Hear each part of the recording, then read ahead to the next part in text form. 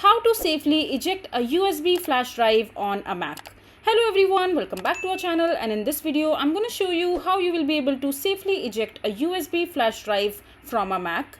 So first of all you have to do is just simply open your MacBook, and after that, in order to eject the drive that you have connected with your MacBook, all you have to do is just simply click on the finder from the just simply open your file manager, the finder, from the bottom menu, and over here you will be able to see the drive that you have connected with your MacBook. In the location section, you will be able to see this icon right beside the drive that you have connected. So if you want to simply eject the drive from the MacBook, you can simply press on it and your drive will be ejected quite successfully. And if you want to eject from the external version, so all you have to do is just simply click on the file section from the top menu on the MacBook, and over here you will be able to see the option called eject.